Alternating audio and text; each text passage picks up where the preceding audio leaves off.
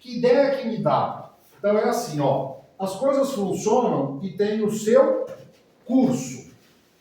O que nós chamamos de recurso, né? Então, dá a ideia de um retorno. Então, se as coisas estão funcionando num sentido dirigido para frente, e eu quero fazer um recurso, significa que eu preciso fazer um reexame. Muito bem. Então, aqui para nós temos dois tipos de recurso, né? Eu tenho recurso na área do custeio, ou seja, eu tenho um processo de custeio e eu tenho um processo de benefício. Muito bem. As regras previstas para o contencioso administrativo fiscal, o que significa isso aqui? Contencioso administrativo fiscal. Significa que aqui tem um litígio, né? Então, esse litígio ele é constituído em razão do quê? De divergências. De um lado, eu tenho a Receita Federal cobrando uma dívida previdenciária do indivíduo, e de outro lado, eu tenho esse indivíduo que não quer pagar. Então, vocês tiveram aula com o Guto. E o Guto trouxe o processo administrativo no âmbito da Administração Pública Federal. Então, lá na Lei 9.784/99, eu encontro um processo em que a Secretaria da Receita Federal do Brasil e o sujeito passivo vão brigar, vão litigar, vão questionar. Muito bem. Partindo dessa ideia, eu preciso entender que a Receita Federal só vai buscar esse camarada num contencioso em razão da constituição de um crédito. Então tem um crédito previdenciário que está aí pendente, está no ar, e eu preciso, cobrar. Ou que seja constituir o crédito, ou seja executar a dívida. Muito bem. Então como é que o crédito é constituído? Nós já vimos isso em aula passada. Pela GFIP, que é uma declaração dos fatos pelo sujeito passivo, e aí é uma confissão de dívida. Um lançamento de débito confessado, que é um parcelamento feito pelo sujeito passivo, e aí é confissão de dívida de novo. Auto de infração, quando o crédito tributário, multa e as obrigações acessórias são descobertas por conta do auditor fiscal, então aqui cabe impugnação. Por quê? Porque quando você fala GFIP e débito confessado, é confissão de dívida. Mas quando você fala de auto de infração, o sujeito talvez não concorde. Aí vai ter o contencioso, aí vai ter o litígio. Quando você fala notificação de lançamento, o que significa? Significa que a Secretaria da Receita Federal manda uma notificação para o sujeito e diz, tem um lançamento a ser feito no seu nome no valor de tanto. Ele pode impugnar. E aí, por último, indeferimento de pedido, que aí no caso é isenção, cancelamento de isenção, indeferimento, reembolso, restituição e etc.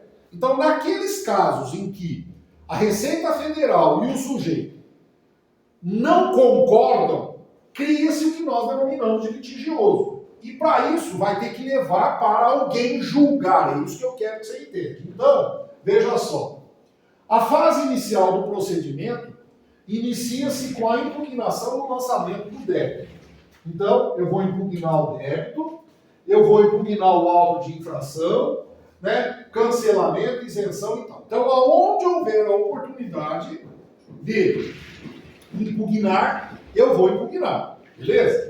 E aí, essa situação é realizada, como eu citei, através de um processo administrativo. Muito bem. O prazo será de 30 dias contado da data da ciência do processo. Então, vamos dizer que a Secretaria da Receita Federal, ela começa onde? Ela começa em unidades, delegacias e regionais. Então, para nós, aqui começa do lado do MISIAD. Então, vamos supor que eu, José Augusto, seja um devedor, para a Receita de Contribuições Previdenciárias, e eles vão me notificar. Então, eles mandam uma notificação na sede da minha empresa, EPC, um exemplo que seja aqui. E aí eu tenho 30 dias para impugnar. Tudo bem. O julgamento deste procedimento administrativo que é realizado aqui em Rio Preto, aqui na unidade, em razão de manifestação de inconformismo as delegacias da Receita Federal do Brasil de julgamento, órgão de deliberação interna e natureza colegiada. Então, assim, o que vai acontecer? Né? A delegacia de São José do Rio Preto determinou que eu pagasse uma contribuição X. Então, aqui o sujeito passivo teve indeferido, né, o seu pedido, ou, vamos colocar, perdeu, né, em Rio Preto. Para onde eu recorro? Eu tenho que recorrer isso para algum lugar. Então, se eu estou em São José do Rio Preto e eu vou recorrer, eu tenho que recorrer para uma delegacia que seja de conselho, porque a natureza é colegiada, tá vendo? Então, essa decisão em Rio Preto, ela é monocrática. O que significa monocrática, né? Ela é uma decisão proferida por uma autoridade administrativa, sozinha. E eu estou inconformado. Então, qual é o primeiro lance do inconformismo? Para onde eu mando isso? Então, eu mando de São José do Rio Preto, vai para São Paulo. E aqui, no caso, chama-se, né, primeira instância, e lá, no mínimo, 3 pessoas vão julgar. Então, 3 pessoas vão julgar o processo realizado na unidade administrativa de Rio Preto. Tudo bem? Eu estou falando no âmbito administrativo, eu não estou falando aqui em questões ligadas à Receita, ao fórum. Nós não estamos falando de justiça, aqui eu estou falando administrativo. Muito bem. Em segunda instância, em razão de recurso voluntário. Espera aí, um pouquinho, vamos entender um negócio. Por que ele chama de recurso voluntário? Porque quando eu entrei em São Paulo, talvez eu tenha perdido. Então, eu perdi em Rio Preto e eu perdi em São Paulo. Como é que chama quando esgota, né, faz coisa julgada administrativa? Não faz, porque ainda vai sobrar o judiciário. Lembra lá? A Gláucia deve ter dito isso, ou talvez o Marco tenha dito isso. Ok. Então, eu perdi em Rio Preto, perdi na delegacia de julgamento em São Paulo, e agora eu preciso recorrer dessa decisão colegiada. Então, ele diz, em razão de recurso voluntário. Por que é voluntário esse recurso? Porque fica a meu critério. Você quer entrar ou não com o recurso, você que decide. E aí ele diz, para o Conselho Administrativo de Recursos Fiscais, ele chama CARF. Ó, CARF, ele é assim que ele é chamado. Presta atenção. Uma série de decisões foram tomadas pelo CARF da Receita Federal em vários processos que foram questionados em razão de interesses políticos. Isso não é de hoje, isso vem desde o Fernando Henrique para trás, etc. Então, quando diz respeito a questões tributárias, politicamente, este conselho não poderia fazer isso. Então, o meu irmão trabalha na Receita Federal e o Júlio fala o seguinte, tem mais de 6.000 pessoas no país que a Receita Federal não olha para eles. E como assim? Eu sou assalariado, eu pago imposto de renda na fonte. Ele falou, E tem uma cambada de gente aí que são trilhardários e não paga bosta nenhuma, não paga porra nenhuma, não paga nem 1/3 do que eles têm em ganho. Por quê? Porque é assim que funciona aqui. Infelizmente é desse jeito. Então este conselho aí faz vista grossa, passa a mão. Ok? Esse conselho que foi que teve uma briga lá, que era, foi o Ministério Público. Sim. Foi isso aí. É isso aí. É isso aí. Por exemplo, não sei se vocês sabem, tem uma coordenadoria de fiscalização da Receita Federal que fica ligada aos bancos. Imagina que José Augusto, eu, não tenho movimentação financeira suficiente na minha conta. De repente cai um dinheiro na minha conta. 300 mil reais. Acende uma lâmpada. O gerente do banco, a hora que cai esse dinheiro na minha conta, o gerente do banco fica sabendo. E assim sucessivamente. Então, tem várias operações que são realizadas que o banco faz o seguinte, quem é a pessoa? Ele fecha o olho, ele não vê, não olha. Estudar. Nós não sabemos, gente, nós não sabemos um terço, metade das coisas que acontecem aqui. Então vamos lá, o CARF. É constituído pelas seções e pela Câmara Superior de Recursos Fiscais. Então, só para você entender, em Brasília, eu tenho a CARF. O que é a CARF? Conselho Administrativo. O que a CARF tem? Ela tem seções especializadas. Aí você vai dizer, Zé, especializada no quê? Imposto de importação, imposto de exportação, contribuição previdenciária, e assim, imposto de renda, tá? Ou seja, cada seção cuida de uma determinada área. Beleza? Então, isso são chamadas de seções em Câmara. Sendo que as seções serão especializadas por matéria e constituídas pelas câmaras. Então, aqui dentro do CARF tem várias câmaras de várias seções. O Conselho, ou a Câmara Superior, é constituída de turmas, compostas pelo presidente e vice-presidente das câmaras. Então, em grau administrativo, em área administrativa, é isso aqui que você tem dentro da Receita Federal. Começa na base, Rua Roberto Mange. Uma coisa do recurso do INSS, não é? Mas aqui é custeio. Então, aqui é custeio. Mas é baseado. Sim, é a mesma situação. Então, você sofre algo na Roberto Mange, vai lá perto do Lisiara, perdeu. Lá é único, é administrativo. Aí você tem que recorrer, você recorre para a DRJ, São Paulo, que é composta por 3 no mínimo, colegiado.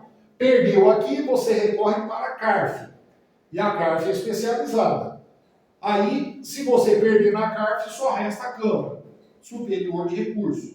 Perdeu aqui e aqui. Vai para quem? Não vai. Aqui, se você tiver que resolver essa questão, aí você tem que ir para o Judiciário. Aqui esgota. Esgota o âmbito administrativo. Aí não tem mais jeito. Tudo bem? No plano de custeio. Assim, a primeira instância administrativa manifesta-se mediante impugnação do interessado e a segunda instância pronuncia-se mediante recurso voluntário após a decisão da DRJ. Aí você poderia dizer para mim, Zé, eu poderia sair de Rio Preto e direto para a CARF? Não, ele não deixa. Por que ele não deixa aí? Porque é o mesmo sistema utilizado no judiciário. As instâncias, elas vão tratando e vão filtrando. Beleza. Caso o interessado não oferte a impugnação, aguarda-se 30 dias para pagamento. Então, aqui, perdeu em Rio Preto. Se você perdeu em Rio Preto, você vai impugnar? Se você impugnar, você tem que vir para o DRJ. Se você não impugnar, você não vai recorrer? Não vou. Então, ele espera você o prazo de 30 dias, que é o prazo para você recorrer. Vou esperar 30 dias, ele fica te esperando. 30 dias ele fica esperando para ver se você vai entrar com recurso ou não. Se você não entrar, pressupõe-se que você vai pagar a dívida. Você não recorreu. Então ele diz, se não fizer, será inscrito o débito na dívida ativa. Após o prazo, será considerado procedente o lançamento. E daí tem-se 30 dias para cobrança amigável. Então, entenda você, para você ter uma noção. Eu fui notificado, não concordei. Eu entro com impugnação. Tem uma decisão na unidade administrativa e eu perco. Aí meu advogado fala, Zé, não vale a pena recorrer. Tá, o que eu faço agora? Agora você não faz nada. Você tem 30 dias para recorrer, tem que esperar o prazo passar. Tá. E aí, na hora que passar o prazo, o que eles vão fazer? Na hora que passar o prazo, eles vão inscrever você na dívida ativa. Lá no livro. Lembra do livro que tira CND? Sim. Ele inscreve lá. Tá, e aí, o que eu faço? Também não precisa fazer nada não, porque você tem 30 dias para fazer um pagamento amigável. Aí entra no quê? Entra naqueles casos lá das dívidas. Lembra? De mora, multa, agravamento, taxa Selic, tarará, parará, e vai para lá. Tudo bem? Consegue enxergar? Só que aqui nós estamos falando entre o devedor e a Receita Federal. Tá? Muito bem. A dívida ativa vai rapidinho, né? Não tem dúvida. 60 dias está lá já. O requerimento de impugnação do interessado deverá ser escrito e conter o órgão, a autoridade a que se dirige, a identificação do interessado ou do representante, o domicílio local para receber comunicações, formulação do pedido, exposição do fato, fundamento, data e assinatura. Isso se o sujeito recorrer aqui. Se ele não recorrer, a autoridade administrativa emitirá decisão nos casos de lançamento de débito, auto de infração, informação, cancelamento de isenção. Conterá a identificação do processo, um resumo, um relatório, uma fundamentação, conclusão, ordem de intimação, né? Devendo avaliar tudo que o impugnante ofertou e pronto. Quanto ao mérito.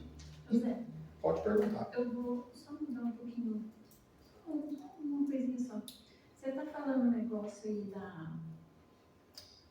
dessa câmera lá, que os erros aí do Brasil e tal, essas coisas, essa enganação toda, né? Quinta-feira, eu estava fazendo uma visita no HB e eu estava lá estudando a apostila e eu sei que não tem nada a ver com isso, mas eu vi que um preso ele ganha R$ 1.655. Não, deixa eu falar para você ver. Eu estava estudando e vi isso daí. E eu fui fazer uma visita no HB quinta-feira, que eu estou lá toda quinta-feira à tarde. Então, eu estava passando visita e tinha lá um rapaz que estava lá. Cometeu uns delitos, estava lá. E acho que foi assaltar um rapaz do presídio. Como que esse cara lá fica lá? E acabou revidando, pegou ele lá, não podia mais andar. E quando eu entrei no quarto, assim, um rapaz novo. Entrei no quarto, vi ele, e ele já... Você faz trabalho assistencial? Faço. E ele olhou para mim e começou uma conversa, e eu logo já liguei, entendeu? Já liguei, aí ele pegou e falou para mim assim, eu falei, rapaz, mas me diz uma coisa, não tinha me tocado que ele estava daqui para baixo sem movimento, não tinha percebido ainda. Aí ele começou a contar o que tinha acontecido, sem nenhum. Tá.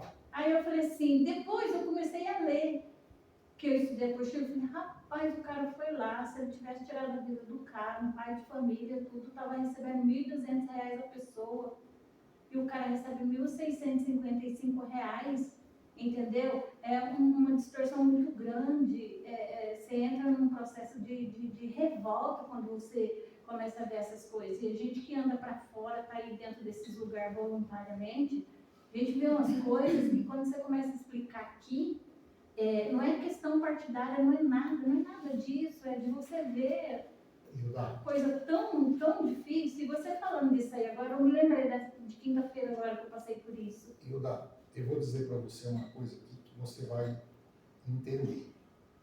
Tem algo conosco que chama princípio. Princípio funciona assim, é fonte. É aquilo que faz com que você sai da raiz e venha a ser uma pessoa. Eu estava dando aula ontem aqui na Polícia Civil, e eu disse assim, se você que está aqui dentro da polícia, fazendo um curso para ser policial, se você tiver a ideia de defender o vagabundo, pode pegar a porta e sair. Porque quem vai ser policial jamais faz isso, tem que ter princípios. Aí o menino virou e falou assim, por isso que você brigou com aquela moça que estava na sala fazendo o curso? Eu falei, eu não briguei. Aí ele começou a rir. Por quê? Porque tudo que eu dava de exemplo policial, eu estou falando para a polícia. Eu não sou a favor de violência. Se você perguntar, você gosta de violência? Não. Você bateu em alguém na polícia? Eu me defendi. O cara tentou me agredir, eu tirei a algema dele, ele mandou a mão em mim para fugir. E eu tive que me atracar com ele, e foi um terror para jogar dentro da cela, foi difícil, né? Então eu penso assim, nunca fui a favor de bater, nada. Se um cara apontar arma para mim, vai levar chumbo. Eu não vou esperar ele fazer nada, eu vou meter bala nele, porque eu estou defendendo a minha vida. Não estou agredindo ele, eu não vou sacar minha arma para atirar no sujeito, mas se ele apontar para mim e eu tiver risco de vida, eu vou atirar, para defender. Eu penso assim, princípio. Isso aqui que você vê, essas coisas que você vê, que entendam você o seguinte, tem um motivo para isso. Tráfico de entorpecente. Financia quem? Se você tiver dúvida, assiste Tropa de Elite 1, Tropa de Elite 2. Você vai entender como é que funciona o sistema. Então, eu não defendo pessoas, eu defendo princípios, eu defendo uma condição de vida melhor. Eu não concordo que a família do preso receba 1.600, porque não é ele, é a família dele. Sim. 1.600 e poucos reais, enquanto um pai de família tem um salário de 1.212. Mas tem pessoas que defendem ou ideias equivocadas ou pessoas. Então agora nós estamos vivendo um país em que foi dado aí para alguém 600 reais, já estão dizendo que vão dar 400. E isso vai acontecer, não é de hoje, Hilton. Então isso que acontece aqui no Brasil, ok? Quando você defende uma determinada situação, você vai pagar por ela. Então, quando você olha, por exemplo, o preso dentro da cela, ele faz o quê? Ele fica 24 horas pensando um jeito de tomar dinheiro dos outros que estão lá fora. Se ele não pode fazer, ele ensina o filho a fazer, ele ensina o primo a fazer, ele ensina a mulher a fazer. Acabou, Hilda, não tem mais roubo à mão armada no país. Por quê? Porque inventaram que cada um pode se defender. E aí querem tirar essa defesa do indivíduo. Então, se você demora para constituir suas coisas, criar seu filho, maior dificuldade, vem um vagabundo, aponta a arma para você e passa a dar o teu celular. Não é justo, não é certo. A mesma oportunidade que teve ela de estudar, teve que o filho de estudar, teve ele de estudar, a escolha dele, a escolha errada. Ele escolheu errado. Então você não vai tomar meu celular, você não vai apontar a arma para mim, porque eu sou de igual para você, eu também tenho, eu também vou atirar em você. Eu não vou tirar de você para te matar, eu vou tirar porque eu quero me defender. Beleza, é uma situação. Então, quando você vê essas coisas, você começa a entender por que hoje o maior índice de criminalidade está no estelionato. Meu filho trabalha com estelionato em São Paulo, falou, pai, eu não aguento mais. É golpe 24 horas. Por que não tem? Presta atenção. Por que diminuiu o roubo e assalto? Porque começaram a andar armado. Então eu não vou arriscar. Eu preciso dar um golpe e levantar dinheiro mais rápido. Então como é que eu levanto dinheiro? Por telefone. É golpe atrás de golpe. Esse dinheiro financia quem? É isso que você tem que pensar. Para onde vai esse dinheiro? É isso que falta a gente entender. As pessoas não entendem. Vagabundo é tudo pobre. Vagabundo é tudo malaco. Pobre, passa fome, dificuldade. Onde é que está o dinheiro que eles arrecadam? Não, quando você falou em questão de princípio, aí eu até pensei nisso daí. Porque aí bato na mesma tecla. Porque assim, a gente luta tanto para criar um filho, né? Tanto sacrifício. E mesmo assim, o cara recebe 1.655, seja ele ou qualquer pessoa, estou dizendo. Porque eu peguei, foi o cara que estava lá. Sim. E daí você pega esses 650, você dá para o filho dele. Ele vai ver para a mulher, para o filho, quem é que seja. Dali já está na raiz que o dinheiro já veio de coisa errada com uma criança, né? Sim. Então daí que, sabe, eu estou comentando, parece que estudou os meus colegas, eu estou comentando porque eu vi a situação e ficou tão, sabe? Por que que Bem engasgada com aquilo lá. por que eu sou tido aqui como as avessas? Porque hoje eu não falo mais. Parei de falar. Porque eu sou interpretado errado. Mas eu tenho princípio, eu não aceito. O Vinícius estava no semáforo, o cara tentou roubar ele. Roubar. Eu falei, não reage. Pai, eu vou comprar uma arma para mim. Eu falei, você não sabe usar arma. Para comprar uma arma, você tem que treinar muito. Você tem que ser sangue frio. Você não tem isso. Não é da tua índole. Você não precisa ter arma. O que ele vai levar? Tem o carro, tem seguro. Dinheiro, entrega. Não faça movimento brusco, entrega. Deixa ele levar o que quiser. Ele não tem nada a perder, você tem. Parou no semáforo, o cara meteu o cano na tua cabeça, põe as duas mãos para cima, fala para ele, vou abrir o vidro, tá? Fica com essa mão, abre o vidro com a outra para ele ver, abre o vidro, pois não. Me passa o celular, me passa o dinheiro. Expliquei para ele como é que é ser assaltado. Eu quero você vivo, não quero você morto. Não dá para fazer. Agora, você quer treinar? Quer comprar uma arma para treinar? Então aí você vai ter que treinar para valer. Porque a hora que ele abrir o vidro, já levanta e dá no meio dele. Mas despeja logo o pente inteiro. Já vai logo 6, 7, 8, 9. O que você quer para a tua vida? Então vamos voltar para cá, porque senão eu começo a ficar nervoso, eu faço até xixi de raiva. Ele é preso, né? Quem é preso? Legítima defesa. Preso lá. Bom, então vamos lá. A decisão quanto ao lançamento do débito poderá resultar. Ó, a decisão pode ser procedente, improcedente ou procedente impar. Beleza. O auto de infração, procedente, improcedente ou procedente em parte. Quando a decisão declarar indevida a contribuição, olha que legal, ou outra apurada pela fiscalização que atenue ou revele multa aplicada pela infração ou a indevir a solicitação fiscal de cancelamento, caberá recurso de ofício. Peraí, como é que é? Então você quer dizer para mim que se essa autoridade aqui, ó, raciocina comigo, ó, se essa autoridade aqui, ela der razão para o sujeito passivo, obrigatoriamente ela tem que mandar subir. O outro recurso, esse recurso é um recurso voluntário. Então ele recorre se ele quiser. Mas quando for favorável para o sujeito passivo, obrigatoriamente tem que mandar. Então, quando te perguntarem o que é um recurso de ofício, recurso de ofício é um recurso feito pela Receita Federal para o superior, porque aquele é né? Uma pessoa. É o delegado regional. Aqui já são 3 membros. Então, o recurso de ofício, a autoridade imediatamente superior. Evidentemente, pois o interesse do sujeito passivo foi atendido. Então, a Receita, quando favorece, aí você vai dizer, mas por que acontece isso? Vamos entender? Porque existe muita corrupção.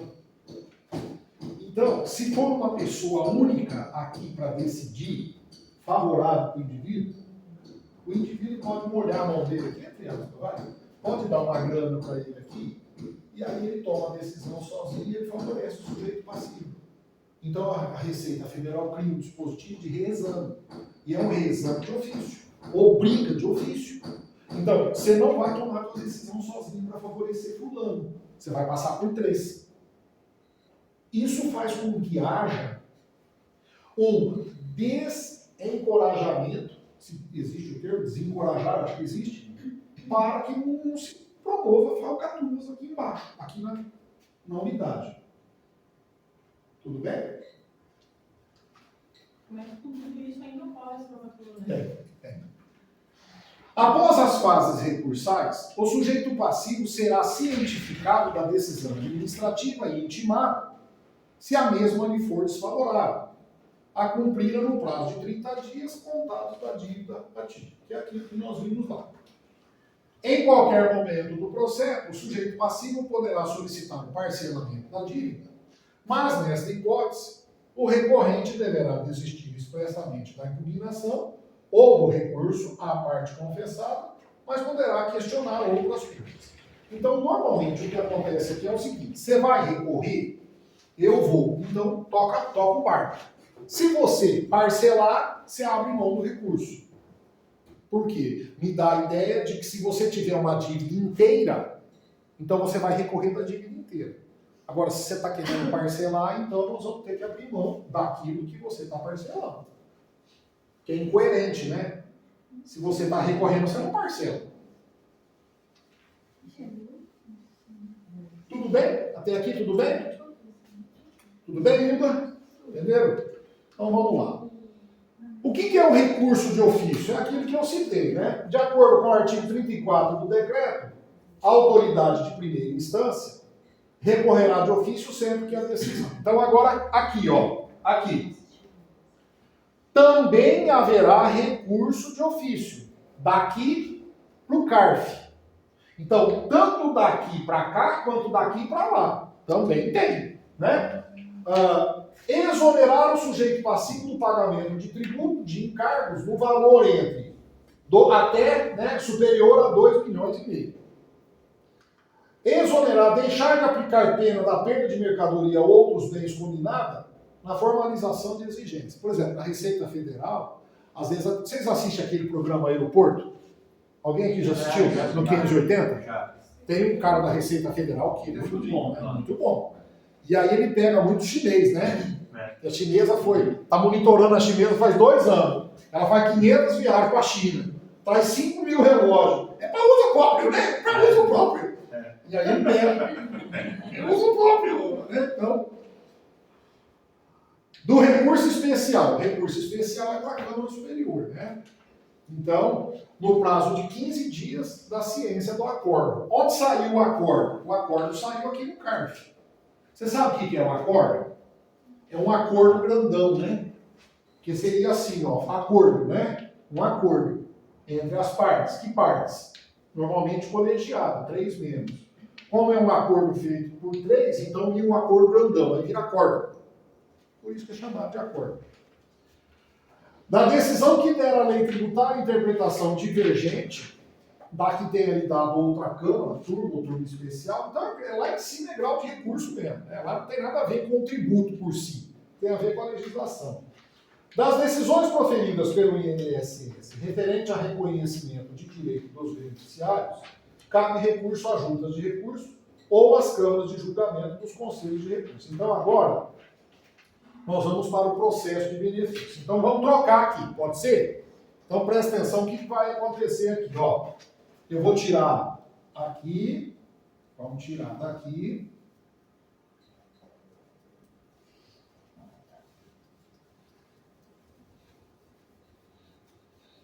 A gente vai trocar aqui. Então aqui que nós vamos chamar aqui? Aqui nós vamos chamar unidades administrativas do INSS. Podemos chamar até de agência. Aqui de agência, tá? Agência São José do Rio Preto. Aí vai para onde? Junta de recurso. Então, São Paulo, aqui chama Junta de Recurso. Aonde está escrito que é CARF, nós vamos trocar a CARF. Então aqui de São Paulo vai sair a CARF, tá? E vai entrar outra no lugar. Então como é que vai entrar aqui? Aqui ele vai chamar, olha lá, Câmara de Julgamento.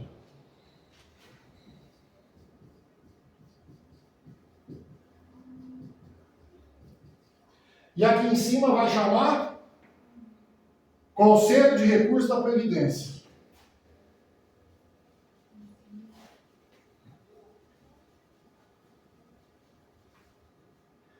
Se eu não troquei, vamos ver se eu não troquei, acho que não. Conselho de Recurso da Previdência Social. Então vamos entender como é que funciona. O processo é semelhante. Então, eu entro com pedido de aposentadoria no INSS e na agência da Badibacite. O cara nega. Você não tem direito. Então vamos lá. É de 30 dias o prazo para a interposição de recursos contados da data da ciência da decisão. A partir da data de interposição do recurso, inicia-se a contagem do prazo para o INSS ofertar contra-razões. Então aqui, o que acontece? Negar o meu pedido. Eu vou para onde? Junta de recurso. Vou para lá. Eles têm 30 dias para contradizer o que eu estou dizendo. Admitir ou não o recurso é prerrogativa do Conselho de Recursos de Seguridade, sendo proibido a qualquer órgão do INSS recusar o seu recebimento ou sustar-lhe o andamento, exceto quando reconhecido o direito pleiteado antes da subida. Então, por exemplo, eu estou aqui na junta. Antes de negarem, concedem o direito. Aí acabou. Então, se eu quero aposentadoria, se foi concedida, eu preciso continuar seguindo. Então vamos lá. Instâncias recursais. O Conselho de Recursos do Seguro Social compreende o seguinte órgão. Primeiro, a Junta de Recursos. É essa daqui. Fica em São Paulo e como o nome está falando, são juntas. Não só São Paulo. São 29 juntas, significa que são em todas as capitais do país. Com competência para julgar em primeira instância, aqui, primeira instância, os recursos interpostos contra as decisões colatadas pelos órgãos regionais do INSS, que são as agências, em matéria de interesse de seus beneficiários. Então, toda vez que eu tiver uma negativa na agência, obrigatoriamente tem que ir para a junta. 4 câmaras de julgamento, aqui, com sede em Brasília, com competência para julgar em segunda instância os recursos interpostos contra as decisões proferidas pelas juntas. Então, negou aqui, vai para lá. Que infringem lei, regulamento, enunciado ou ato normativo. Eita, peraí. Perceberam uma coisa? O que está acontecendo aqui na Câmara? A Câmara está avaliando a matéria? Não. Aqui ela está avaliando leis, regulamento. Ou seja, aqui a questão é mais técnica. Por quê? Existe uma proposta do INSS para filtrar aqui embaixo, para não subir. Porque se tiver de acordo com a regra, concede logo o benefício, não fica criando confusão. Essa é a proposta. Tá? Conselho Pleno, com competência para uniformizar a jurisprudência previdenciária. O que é o Conselho Pleno? Quando a gente aqui dentro das câmaras junta todo mundo, 132. Então são 29 mais 4, junta tudo, e aí vai dar exatamente os 132. E aí, nesse caso, junta todo mundo para resolver a questão. Não é só, né? Ele tem uma semelhança, não sei se vocês perceberam, existe uma semelhança entre este aqui e o plano de custeio. Os recursos de custeio e o plano de benefício são semelhantes. A estrutura só troca os nomes, mas a proposta é idêntica. Tudo bem. Quais são os efeitos dos recursos? Os recursos tempestivos contra decisões das juntas de recursos têm efeito suspensivo e devolutivo. Então, deixa eu explicar o que é isso. E posso apagar aqui? Ô, Hilda, deixa eu falar uma coisa para você. Hoje, eu vou sair daqui, a hora que terminar a aula, eu vou para minha casa. Às vezes eu vejo aí o pessoal organizando para te levar, e eu vou sair daqui a hora que terminar a aula, 15 para meio-dia no máximo. Eu tenho um compromisso meio-dia, eu tenho que estar em casa meio-dia. Se você quiser carona, fala para as meninas aí, o pessoal que te dá carona, eu estou indo para casa, eu te levo. Às vezes eu não fico ofertando todo dia, porque eu vejo a moça aqui do celular, às vezes eu vejo você pegando, né? Mas como eu moro naquela avenida, eu moro naquele trecho ali, né? Elas não precisam nem te levar, eu mesmo te levo, se não tiver problema. E aí, no caminho, a gente vai falando mal dos alunos da sala, o que você acha? Vixe, agora que ela vai, né? Oh, que isso? A Hildinha fazendo isso?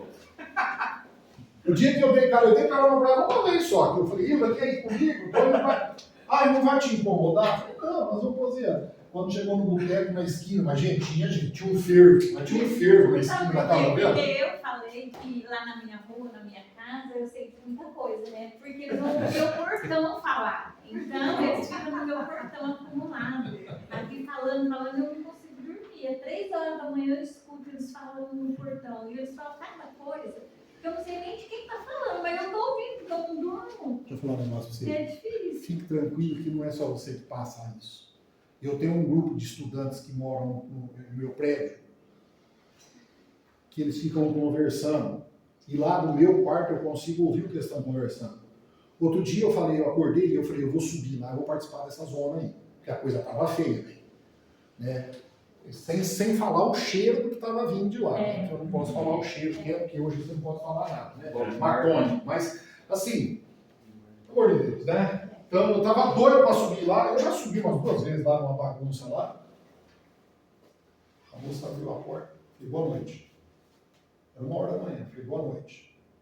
Só pôs a cabeça na frente. O que o senhor deseja? Falei, você é proprietário do apartamento? Fulana! Tinha mais piercing na cara do que... Fulana! Aí veio a baixinha. Boa noite, tudo bem com você? O apartamento está alugado no seu nome? Ah. Falei, então, eu moro no andar de baixo. Isso aqui está uma zona, uma putaria. Então vamos fazer o seguinte, dá para diminuir o som para falar mais baixo, porque tem uma gazeira aí que grita, que esganiça, e eu estou com o saco cheio, eu preciso trabalhar, tem o seu João que está acamado lá embaixo. Dá para parar? Como é que vamos resolver isso? Se não resolver desse jeito, vai resolver de outra forma. Ah, o senhor me perdoe, é o pessoal da faculdade. Eu falei, eu sei. E outra coisa, fuma menos maconha, porque o prédio inteiro está com cheiro de maconha, e não vai dar certo essa porra. Tá? Eu sou policial, aí eu falei, eu sou policial e eu não estou afim de pegar um de vocês no corredor e pregar a mão na cara de vocês. Então para com essa bosta aqui dentro do prédio. Você quer fumar, fuma dentro do teu apartamento, lá no banheiro. Fora, no corredor, como está acontecendo aqui, não vai dar certo essa merda. Hoje ela passa, bom dia. Bom dia. Tem um outro, coitado, a escolha dele, né? questão dele seguir, mas ele é todo, né? Quando ele me vê coisa, ele fala, bom dia! Sobe duro, que nem rebola, tadinho. Eu fiquei com dó, porque ele gostava de rebolar, sabe? Bom dia! Ele subia assim, aí depois que eu dei a dura, agora ele passa duro lá do lado. Ele nem mexe. Bom dia! Eu falei, bom dia, velho. Com Deus. Ah, quer fumar maconha? Fuma lá dentro do banheiro, pô. Eles quebraram minha árvore, não sei como quebraram, deitaram por cima da árvore. É raro rola.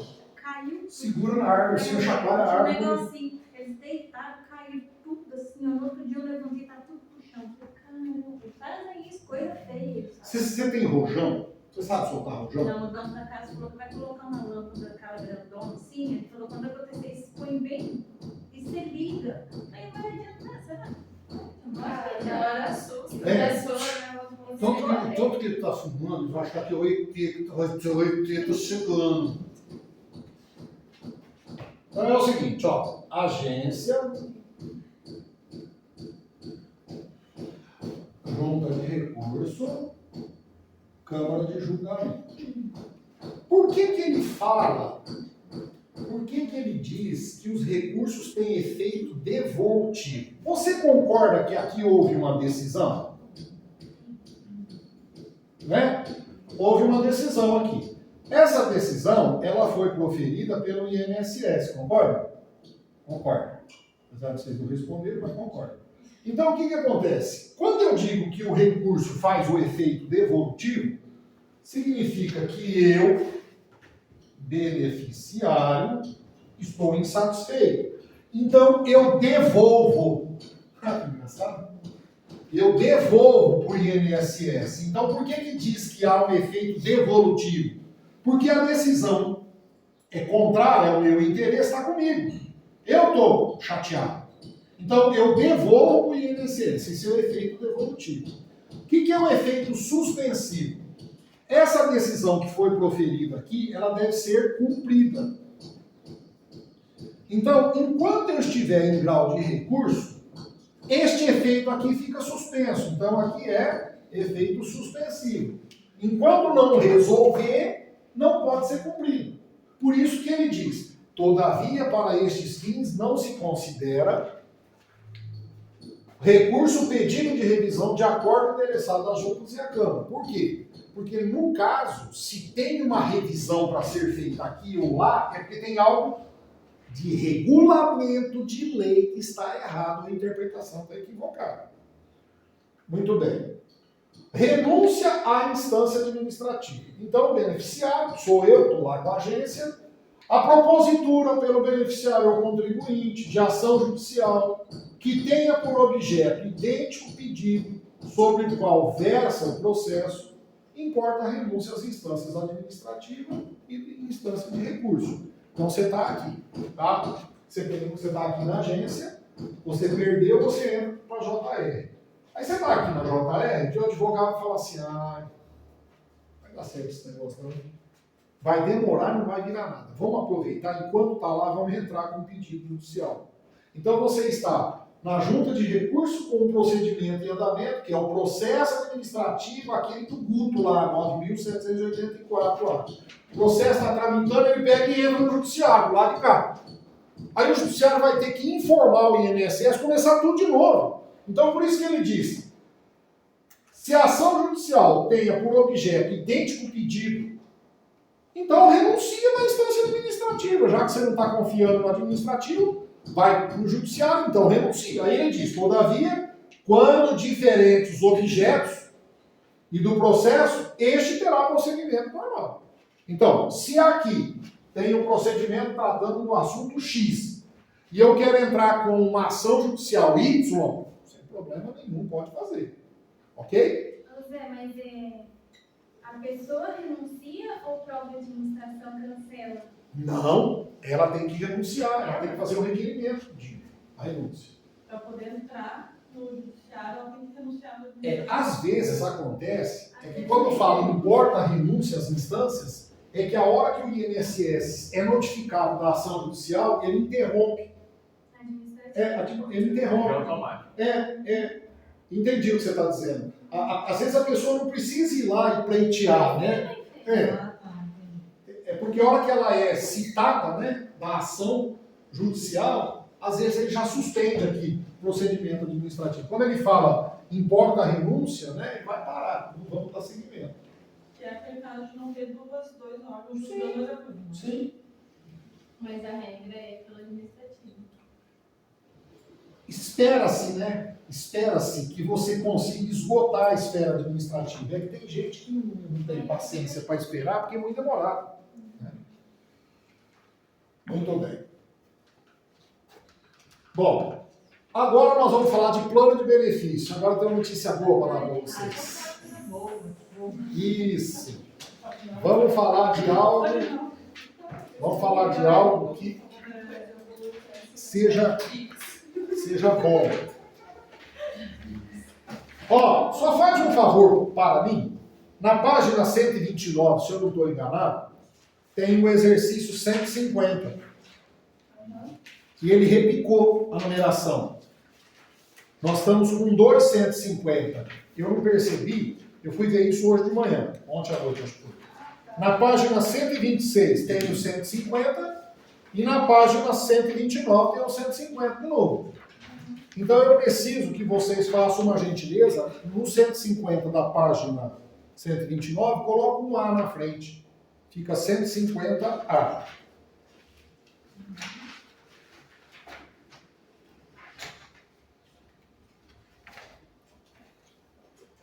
Então vamos lá. Planos de benefícios. Olha, essa parte da matéria é o fim dela, né? É a parte final. O que eu fiz com a turma passada, né, Charlie? Nós vimos o que está vigente, foi isso? Nós vimos o que está vigente, as aposentadorias, os benefícios que estão vigentes, e depois, no fim, nós vimos aqueles que estão em transição, lembra? Então, eu vou fazer a mesma coisa com vocês. Nós vamos ver todos os benefícios que estão vigentes a partir da emenda 103/2019 e os benefícios que estavam vigentes da 103/2019 para trás, a gente vê separado, que chama-se regra de transição. Depois disso, nós temos algumas aposentadorias especiais que na última prova, no último edital, não tinha. E aí, são várias leis, e eu vou fazer resumo das leis. E eu vou entregar na mão de vocês um quadro sinótico com as características de cada uma. Porque lei seca, por si, ela é chata para mexer. Então a gente faz um compêndio da síntese da lei, e eu distribuo isso num quadro para vocês, fica muito mais fácil para estudar, e os apontamentos. Então, você não vai ficar seguindo a lei. Eu vou fazer isso para você antes. Eu vou pegar a lei, o que não presta da lei, vou jogar fora, vou deixar ela limpinha na tua mão. Ó, é o sujeito que tem doença disso, o sujeito que tem isso aqui, o sujeito que tem isso lá, e pronto, fica mais fácil para a gente trabalhar. São essas doenças do edital. É. Só essas que a gente precisa, pode ser que eles perguntam de outro. Não pode. Não pode. Só essas. Não pode. Deficiência mental, por exemplo. Quem tem? Todos nós. Não pode perguntar. Entendeu, querida? Tem que ser as que estão descritas lá. Aí nesse quadro vai colocar, tipo assim, quais dessas pensões especiais, quais as que acumulam com o quê, com não, pra gente ter cada um dos outros. Sim. Na verdade, que nem pode acumular, né, Zé? Essas aposentadorias. São específicas, lei especial. São leis especiais. São leis especiais. Quando ela fala acumular, é porque às vezes tem um auxílio doença e depois desencadeia. Tem um auxílio acidente e depois desencadeia. É isso que ela fala que pode acumular. Mas a gente vê certinho. Bom, plano de benefícios, né? Esse é até a 103/209 ou após? Esse é até... Não, aqui nós estamos falando de uma forma geral, né? E depois, a hora que chegar nos benefícios, porque aqui eu só vou fazer uma introdução. Né? Tem uma parte introdutória, perda, manutenção, carência, e depois a gente vai entrar no...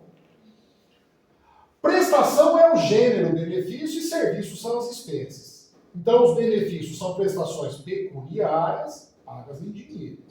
E os serviços são bens imateriais postos às disposições dos beneficiários. Então é o seguinte, a habilitação, reabilitação, tem a ver com processos, né, mais ligados à área terapêutica do que propriamente à área de saúde. Saúde é outra coisa. Os benefícios de pensão por morte e auxílio-reclusão são direitos dos dependentes do segurado. Os demais benefícios são direitos do segurado. Tudo bem. A reabilitação profissional e o serviço social são serviços prestados tanto ao segurado como aos seus dependentes. Então, se eu tenho uma órtese, uma prótese, etc. Antes de tratarmos dos planos de benefícios que estão previstos no regulamento, há de se considerar quem são os atingidos. Zé, nós já vimos isso lá atrás, então nós vamos repassar, né, porque aqui é importante. Primeira coisa, se te perguntarem, que é o que gera confusão, né? Segurado da Previdência de acordo com a Lei 8.213/91, que idade ele tem, gente? Mas isso é mesmo. Maior de 14 anos. E se for de acordo com a Constituição Federal? Então tem que ser 16 anos, né? Acho que não é maior que 14, né? 14 anos, 16 anos. Muito bem. Ou é maior de 14? Agora deu zero, agora fugiu. Maior mesmo, né? Não, eu sei, mas o texto fala maior? Maior de 14 anos, menor de 24, né? Não é isso. Não é o aprendiz. É que lá na regra, o facultativo, na lei, eu estou sem o celular. Charlene, faz um favor. Entra aí no planalto.gov. Não, põe no Google. Lei 8.213.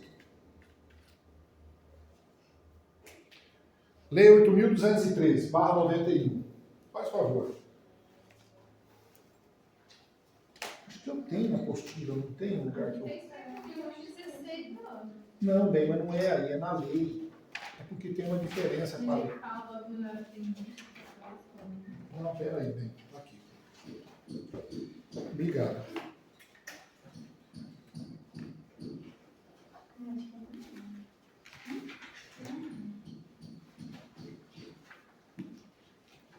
Eu não sei como é que você consegue segurar esse telefone celular assim. Ô bicho pesado. Não é? É a capinha que ele se eleva. Aqui, ó, artigo 13 da lei, presta atenção, deixa eu explicar para vocês entenderem. O artigo 13 da lei 8.213, é essa a minha preocupação com vocês. Aqui ele fala mesmo, tá? Aqui, ó. Maior de 14 anos. O que eu estou dizendo para você? Se ele te perguntar assim na prova, de acordo com a lei 8.213, considera-se segurado facultativo aquele que seja maior de 14. Beleza? Só que em 1998 houve uma mudança na Constituição Federal. E aí ele tem que ser 16 para trabalhar. Ele não pode ter 14 para trabalhar. Então, se ele perguntar de acordo com a Constituição, 16. Se ele te perguntar de acordo com a lei... E tem que ser aprendiz, né? 16. Nós não estamos falando de obrigado. Não estamos Só falando... que na 8.213 tem a exceção do segurado especial, não é que com 12 anos conta para tempo de contribuição? Sim, mas isso é uma outra coisa, né, que nós estamos tratando.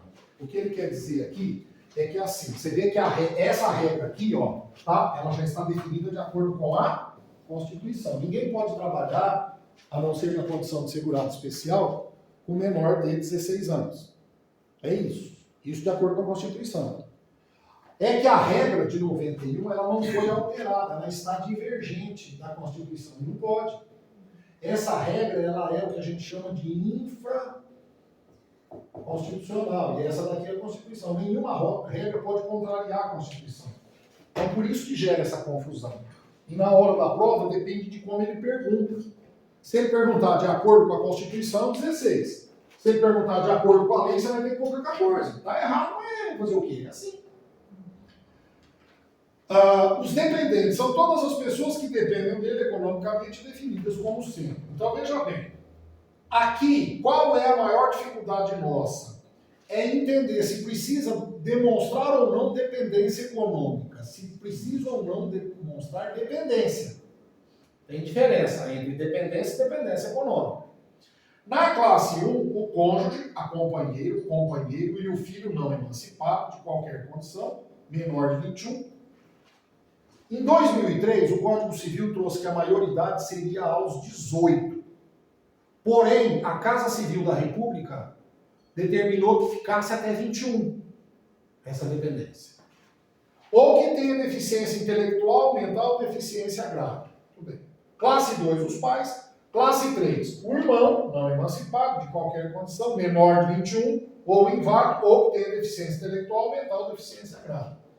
Entendeu por quê, Charlene? Não. Deficiência intelectual. Doença. Uma doença, entendeu? Gente que não tem discernimento das coisas, entendeu? Sim, tipo gente que não sabe raciocínio lógico.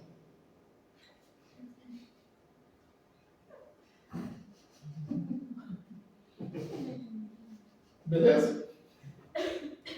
Vocês não chegaram, ele estava sozinho aqui conversando, aí a Bárbara chegou, quinta-feira eu vou ter que faltar, é raciocínio lógico. Eu falei assim, raciocínio lógico é muito bom. Quando a Sônia está aqui dando aula. Depois que a Sônia vai embora, vira um terror. Então você vai fazer sozinho. Eu vou contar um negócio para você, agora eu vou confessar.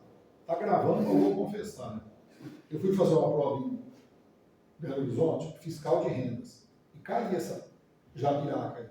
Aí nós contratamos um professor marido da Sônia, o Zé Eduardo. Zé Eduardo, dá um socorro para nós. Aí o Zé Eduardo deu as dicas, tal. 5 questões. Chegou na hora da prova, juro por Deus.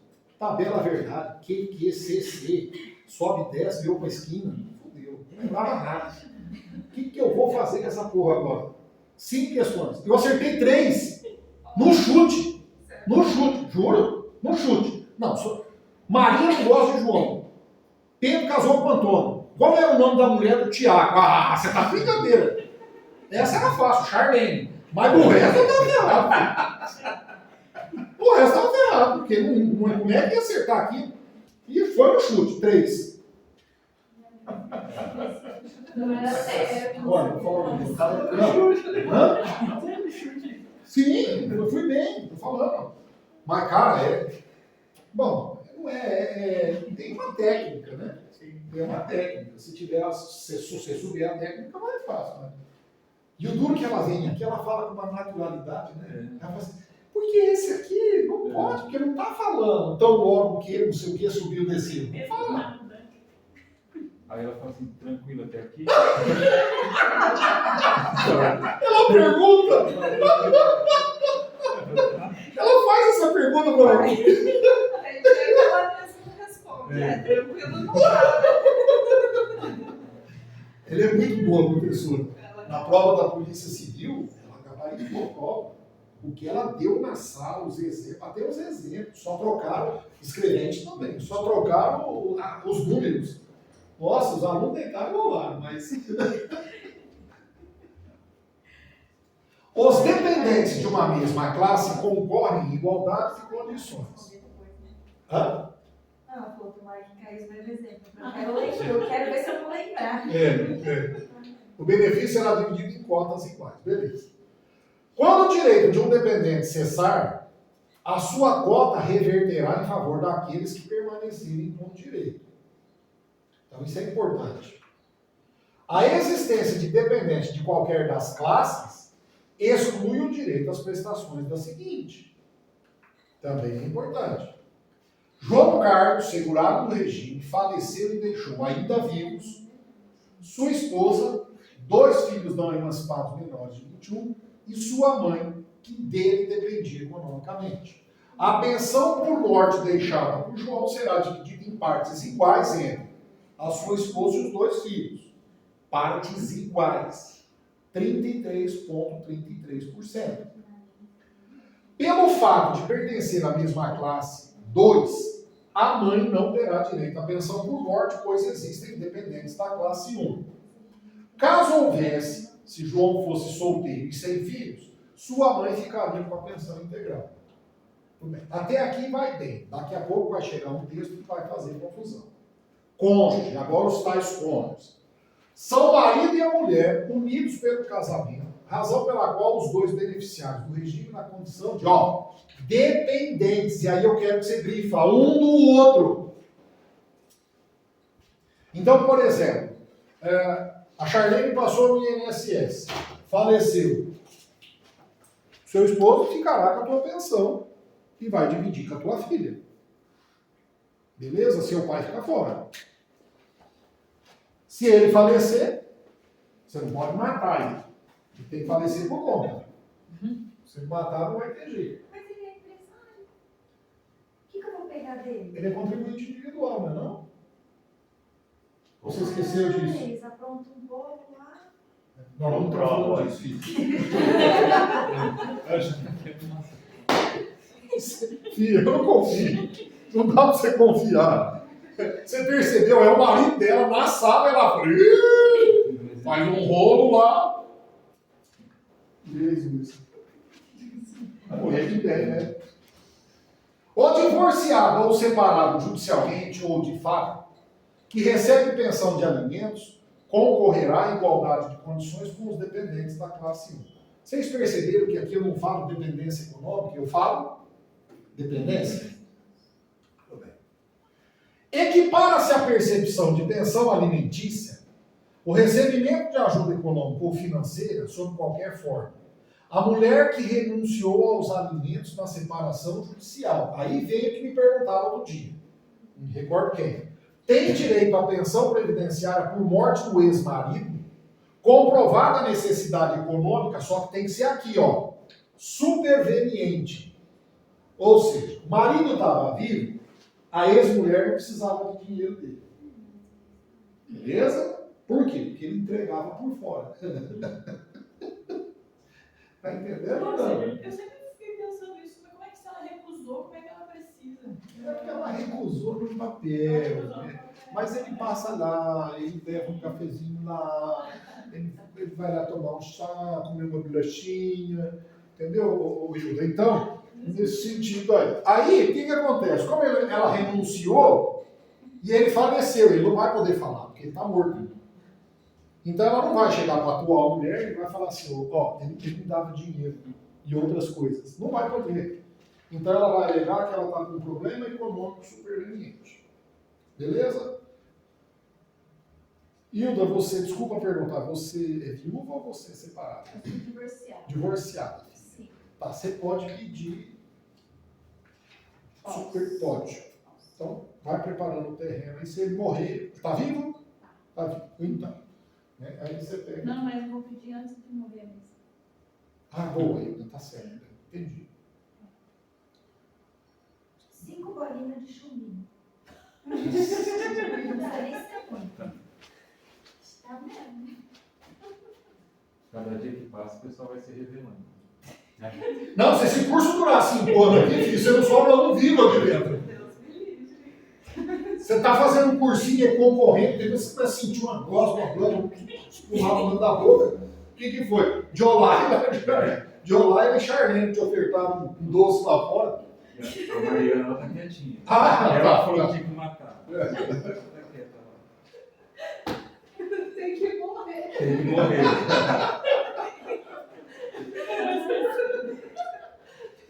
Deixa eu contar uma coisa pra É que você. a gente se manifesta, dá Eu vou paz. começar a sentar lá no assim, fundo, eu vou ficar de costa pro povo. Você tá de costa lá. Ele tava sentado aqui, ó. Já foi lá pra trás. Ó, você sabe que essa história, né, de matar, eu nunca esqueço uma situação que aconteceu, que é assim, a gente sempre fica pensando que o concorrente é perigoso, né? Ah, eu vou prestar um concurso, o concorrente é perigoso. Aí eu tinha uma colega de trabalho que foi fazer uma prova para ser professora da academia, mas só tinha ela de inscrita. Não tinha mais ninguém. Era ela e ela. Prova de professor de inglês da Academia de Polícia do Estado de São Paulo. Mas, coitada, fazia muitos anos que ela não dava aula. E aí ela se inscreveu, fala inglês fluentemente, mas tinha que dar aula. E aí ela foi reprovada. E para justificar que ela foi reprovada sendo a única aluna, é muito difícil. É difícil, porque quando você tem um concorrente, você joga no outro, né? Ah, não deu certo, foi melhor. Quando você está sozinho, você vai sozinho. Então tem gente aqui na sala que está querendo matar todo mundo com chumbinho. Negativo. Qual? Só o ex-marido dela. Ah, meu Deus do céu. E aí, Charlene, você foi bem na prova? Eu tava sozinha.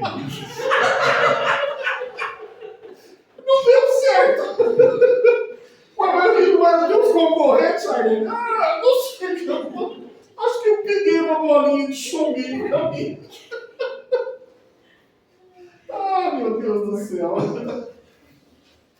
Companheiro. Nossa, quando eu ouço essa frase, companheira. Se dá desespero. Apaga. É. Pessoa que, sem ser casada, mantém união estável com o segurado ou com a segurada. Então, nesse caso, ele não tem dependência econômica, né? Mas tem a dependência por viver junto. Eu gosto muito disso aqui, né? Assim, para fins previdenciários, companheira é a mulher que mantém a união estável com o segurado. Companheiro, o homem que mantém a união estável. Muito bem. O que é união estável? Essa daqui é show, essa definição. Configura-se com a convivência pública, contínua e duradoura, entre o homem e a mulher, estabelecida com intenção de constituição de família. Vamos falar português, claro. Quem que quer constituir família hoje? Ninguém. As pessoas impedidas de se casarem também são impedidas de constituir união estável. Também não se reconhece união estável para companheiros menores de 16, porque teria que emancipar os 16. Companheiros homossexuais, legal isso aqui, né? Em 2015, o companheiro ou companheira do mesmo sexo de segurado inscrito integra o rol dos dependentes e, desde que comprovada a união estável, concorre para fins de pensão por morte, auxílio reclusão, na classe 1, normal. Aqui não há necessidade de comprovar dependência econômica, basta comprovar a união estável. Como é que comprova? Boletim de ocorrência na delegacia. Tem um boletim de um está estapeando o outro, é estável, né?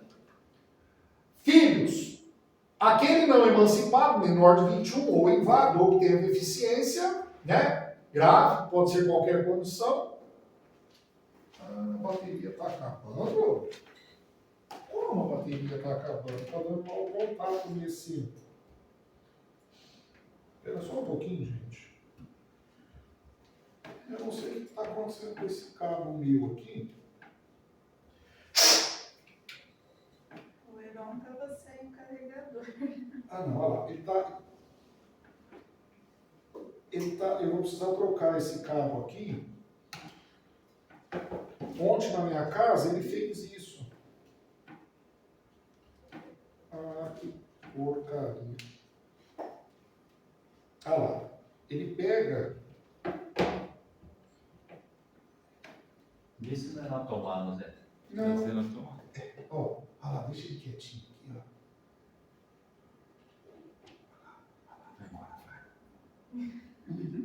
Todo mundo faz isso uma vez na vida. Eu preciso levar. Eu já troquei esse cabo aí não sei quantas vezes. Nossa senhora, é um saco. Ele fala que é o jeito que eu dobro, mas não é, né? Pode dobrar do jeito que for. Então, aquele filho menor de 21, né? Cuidado com os 24 aí, porque as pessoas acham que o filho que tem 24 anos, que está estudando, fazendo faculdade, né, ele é dependente, não é não? Aos 21 cessa, estudando ou não estudando, cessa, tá? Equiparados a filhos, mediante declaração escrita do segurado, comprovada a dependência econômica, tem que provar, né? O enteado menor sob tutela, desde que não possua bens suficientes para sobreviver, né? Então aí também é dependente. Pais e irmãos, dependência econômica, tem que ter. Já os irmãos encontram-se na terceira classe dos dependentes, devem ser não emancipados, né? Então, aqui nós já tínhamos visto isso. Deve comprovar a dependência econômica e a inexistência dos outros dois. Então, o grande segredo aqui é, da classe 2 para baixo, tem que ter dependência econômica. A classe 1 não precisa ter dependência econômica, é só demonstrar dependência. Filiação do segurado. É o vínculo que se estabelece entre pessoas que contribuem para a Previdência e esta, do qual decorrem direitos e obrigações. Então, para o segurado obrigatório, é automático, atividade remunerada, tranquilo. Para o segurado facultativo, a inscrição é formalizada, porém ele tem que pagar a primeira contribuição. Só aí que ele é filho. A filiação do trabalhador rural contratado por produtor rural, pessoa física, por prazo de até 2 meses, lembram lá? dentro do período de um ano para exercício de atividade de natureza temporária, automaticamente na inclusão da GFIP. E a inscrição é a formalização do cadastramento, né?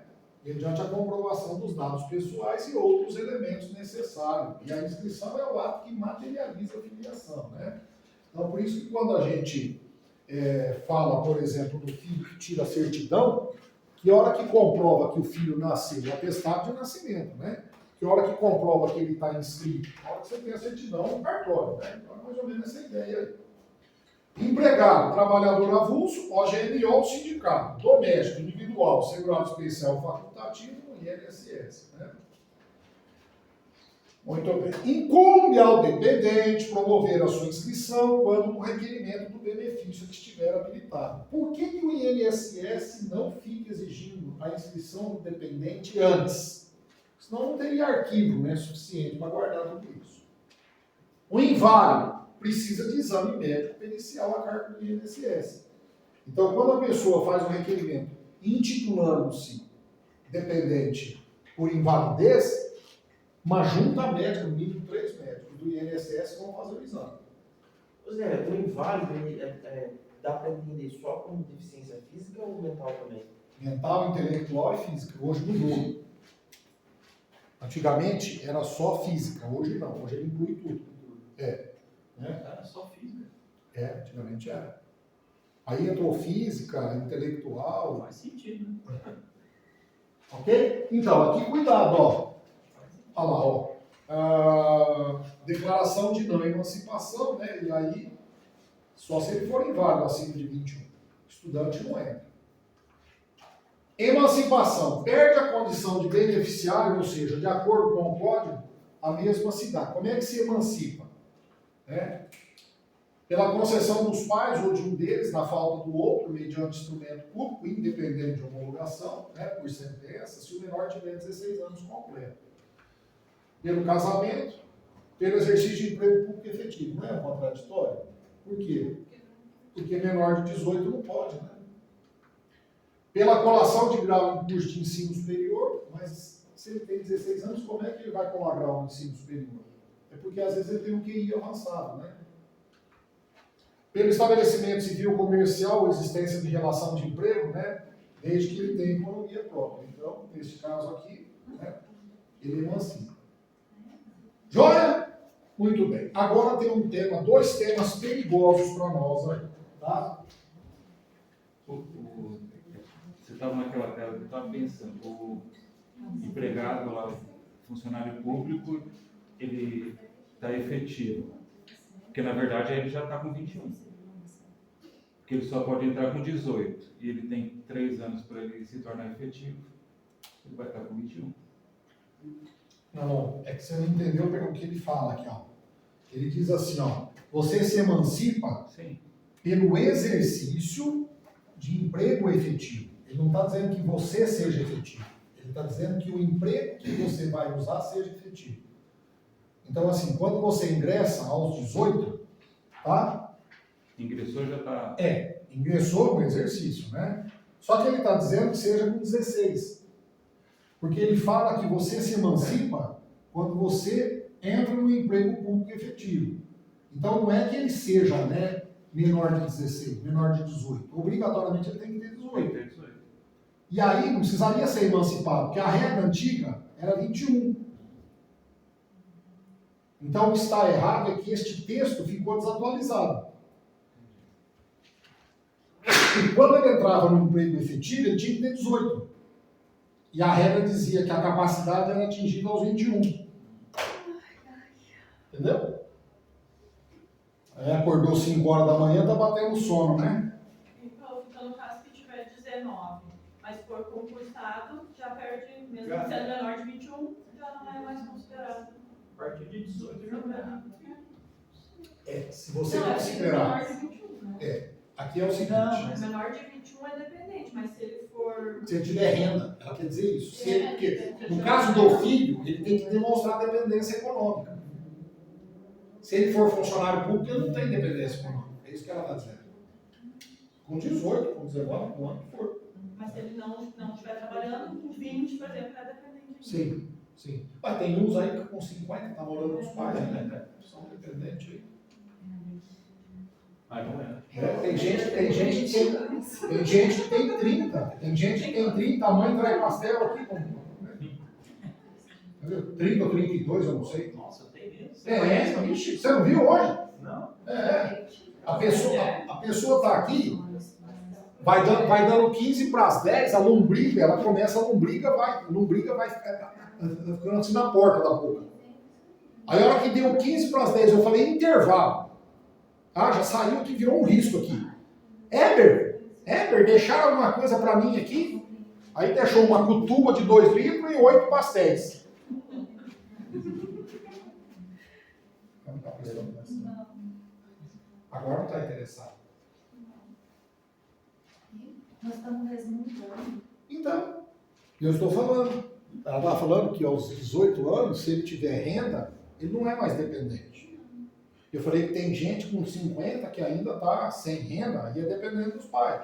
Eu falei, tem gente com 30, 32 que a mãe traz pastel na hora do intervalo. 27.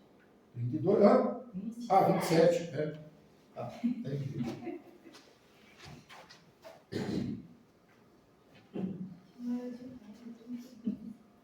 Ai, que delícia. E eu ter mãe perguntei pra se não trazer conhecia pastel, alguém hein? assim. Hã? Que delícia ter mãe para trazer pastel. Eu que não tenho mais a minha. Que maravilha. Querida, sua mamãe está lá espiritualmente olhando para você e vendo. Com certeza. Filha, e aí como é que vai ser esse INSS, filha? Só Jesus, né? Sim, a presença dela. Presta atenção, vocês vão fazer boa prova. Se vocês tiverem consciência do que vocês estão fazendo aqui dentro, vocês vão fazer boa prova. Não pode extrapolar essa ideia. Primeiro, insegurança atrapalha e soberba atrapalha também. Você tem que ter uma condição de fazer, olha, eu vi todo o conteúdo, estou com o conteúdo, eu vi, vou chegar lá e vou fazer o que eu puder fazer. É isso aí, não tem outra forma. Imagina eu.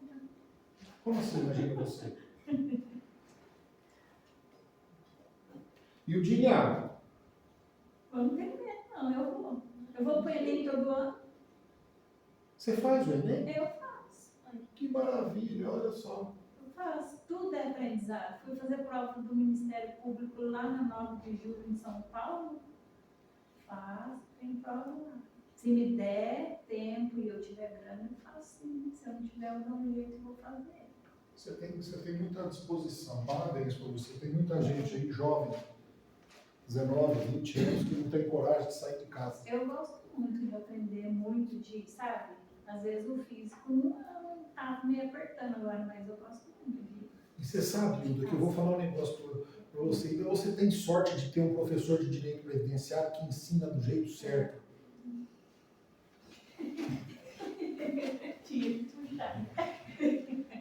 O que acontece com a manutenção e a perda de segurado? Então é assim, ó. Você é segurado, tá? Por que você é segurado? Tem duas opções. Ou você é segurado obrigatório, porque você tem renda. Ou você é segurado facultativo, porque você recolhe. Mas a questão é que pode ser por alguma razão que você não faça mais recolhimento. Ou esteja desempregado. Então, a questão, isso é hoje.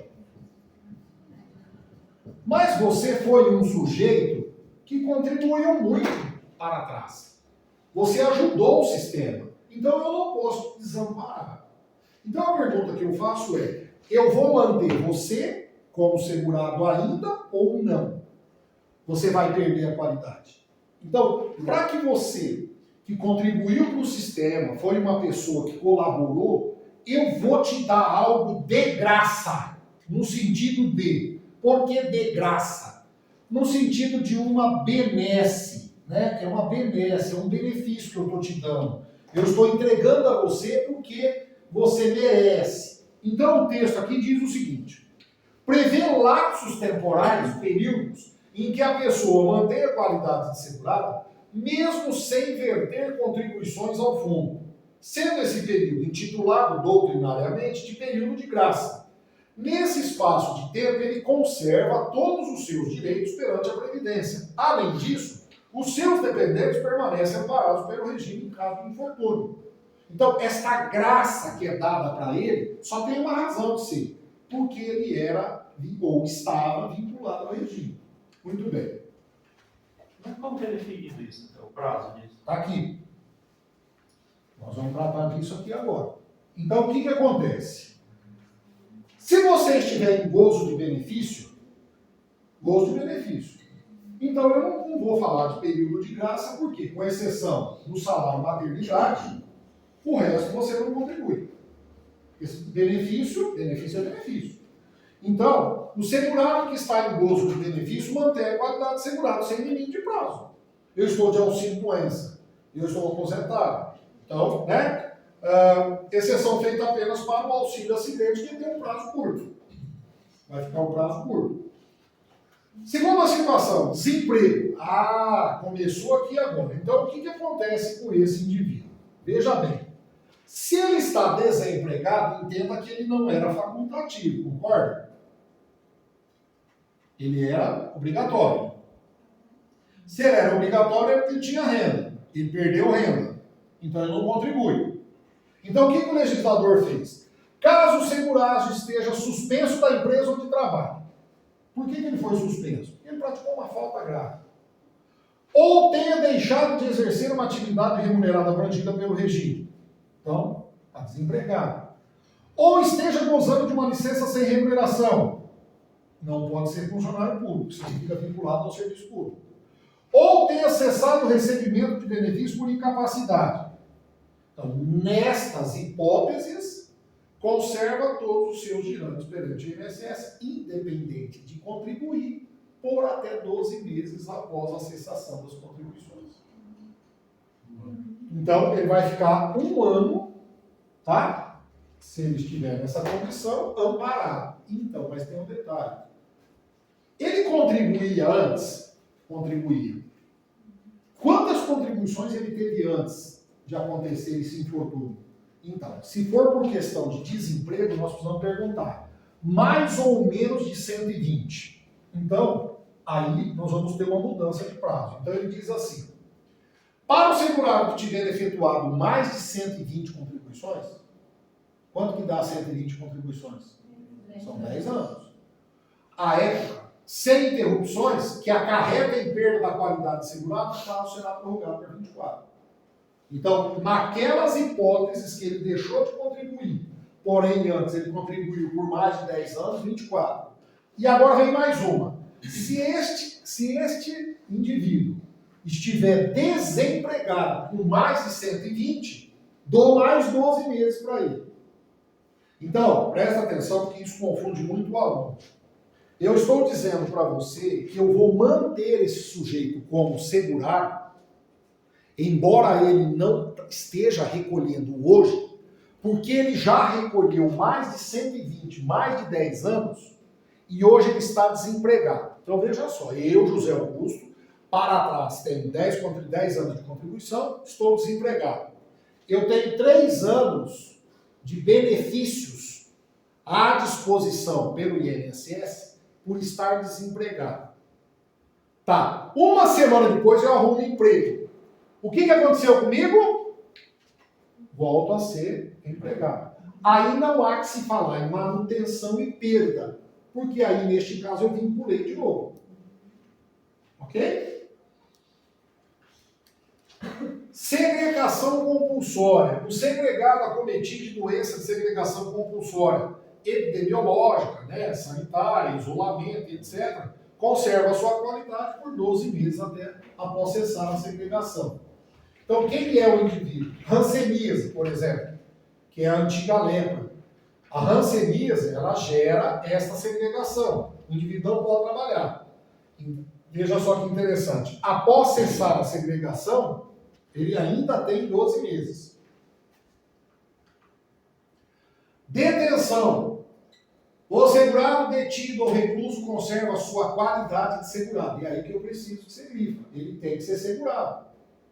Se o indivíduo nunca foi segurado, gente, ele não tem benefício. Ué, mas e aí? Parte para o BPC, prestação continuada, se ele tiver direito, parte para outra coisa. Aqui do INSS nada. Pode até ser da assistência social, mas daqui não tem. Tem que ser segurado na época que ele foi recolhido. Sim. Forças Armadas. O segurado incorporado às Forças Armadas para prestar serviço militar conserva sua qualidade de segurado por até 3 meses após o livramento. Facultativo, 6 meses. Conserva sua qualidade de segurado por até 6 meses após a cessação das contribuições. Então, veja só, nós estamos falando de uma coisa chamada manutenção da qualidade de segurado. Esse indivíduo ainda assim será segurado, mesmo sem contribuir. Tudo bem? Assim, durante os prazos referidos, o segurado conserva todos os seus direitos perante a Previdência. Então está aqui. A tabelinha, gozo de benefícios sem limite, segurado por deixar de exercer atividade 12, se ele tiver mais de 120 contribuições, mais 12, se prorrogar por desemprego, mais 12. Doença, segregação 12, detido ou recolhido 12, incorporado nas Forças Armadas e o facultativo 3 e 6. Beleza? Beleza. Deve-se considerar que durante o tempo em que o segurado estiver em uso de auxílio-doença e aposentadoria por invalidez, são também utilizados como tempo de contribuição, dependendo se oriundos de acidentes comuns, de trabalho, doença e ainda se intercalados ou não com período de atividade. No caso de salário e maternidade, a exceção ainda é mais abrangente, pois a segurada, ainda que recebendo benefício, contribui para a Previdência, já que seu benefício é salário de contribuição. O período de licença é considerado como tempo de contribuição contado para fins de carência. O que é inconstitucional é a parte do empregador. Né? O empregador é que não reporta. No caso do preso, somente terá o direito, se tiver antes da prisão, período de contribuições em razão da atividade remunerada, ou então como segurado facultativo. Ok? Assim também como conscrito. E o quarto, já a pessoa que estava inscrita como segurado facultativo perde a condição de se deixar de efetuar contribuições, mas poderá recolher as atrasadas, né? O que não pode inscrever retroativamente. Joia? E aí nós vamos parar aqui na perda da qualidade, o momento, olha lá, momento, efeitos e recuperação. Está na página 75.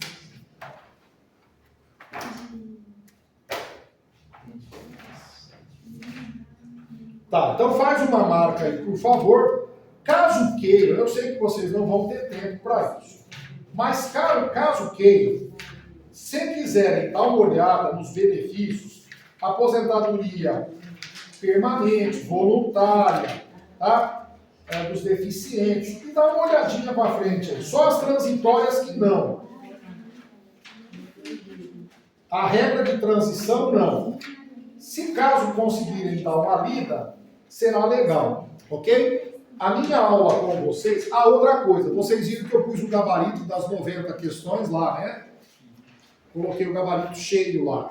Então vocês vão dar uma olhada, se tiver alguma dúvida, já podem perguntar, ou então eu tiro na próxima semana. Eu tenho aula com vocês na terça, e depois, na semana, eu não tenho mais aula com vocês. Vocês vão ter aula segunda com o Jefferson, terça comigo, quarta acho que é Loas, quinta Sônia, sexta Gláucia, sábado cedo Loas e sábado à tarde Gláucia. Aí o que vai acontecer? Só para vocês entenderem, tá? Vocês têm a aula da semana agora, é a última da Sônia? Sim. Sim. Então a Sônia acabou. Me parece que o Heron disse que precisaria de mais uma, mas já esgotou. Então daria ele mais uma aula, parece. Loas está acabando, vai acabar.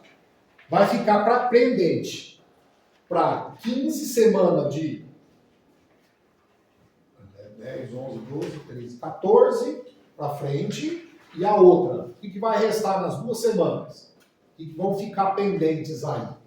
Salvo engano, vai ficar pendente, se eu não estou enganado, uma de informática, direito previdenciário minha. Não, tira português. Português já acabou, isso que eu estou dizendo. Nós perdemos 2 aulas de português na primeira semana que nós estávamos de manhã. Ah, vocês, você está falando vocês. Tá, peraí, deixa eu só organizar aqui. Então, o que ficaria para trás, pendente?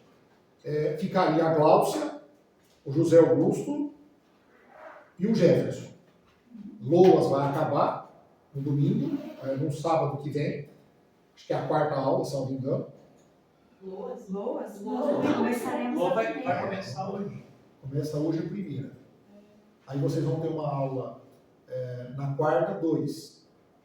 Depois, no sábado, acho que é 3. 3 ou 4. Eu sei que vocês vai ficar... O que eu quero dizer, vamos dizer que seja Loas. Vai, uma de informática, uma de Loas, direito previdenciário e direito administrativo.